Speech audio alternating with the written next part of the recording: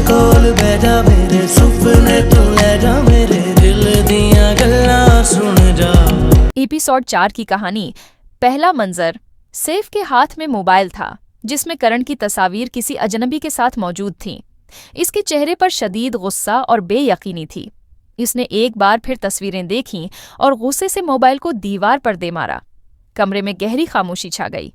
करण, जो बाहर से आ रही थी, अंदर दाखिल होते ही सैफ का बदला हुआ अंदाज देखकर चौंक गई। दूसरा मंजर। करण ने हैरानी से सैफ की तरफ देखा जो गुस्से से लबरीज था।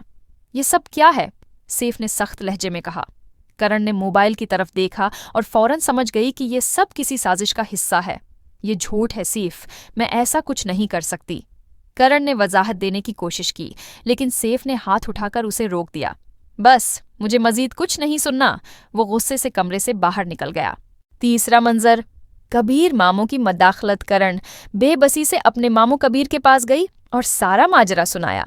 कबीर मामू ने उसे तसल्ली दी और कहा, बेटा, तुम्हें साबित करना होगा कि तुम बेकसूर हो। सैफ के दिल में शक बैठ चुका है, उसे दौर करना आसान नहीं होगा। करण की आंखों में आंसू थे।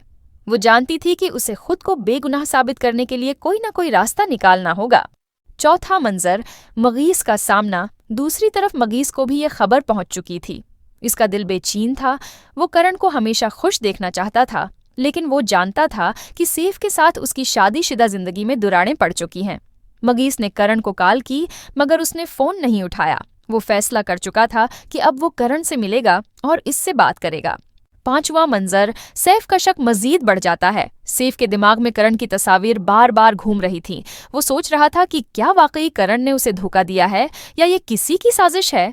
इसी दौरान उसके दोस्त ने उसे मजीद तस्वीरें भेज दी जिसमें करण किसी कैफे में मगीस के साथ बैठी थी। अब तो सैफ का गुस्सा और भी बढ़ गया। छठा मंजर। करण का फैसला। करण अब मजीद खामोश नहीं रहना चाहती थी। उसने फैसला किया कि वो खुद हकीकत का सराग लगाएगी। वो इन तस्वीरों की हकीकत जानने के लिए इस जगह गई जहां वो तस्वीरें ली गई थीं।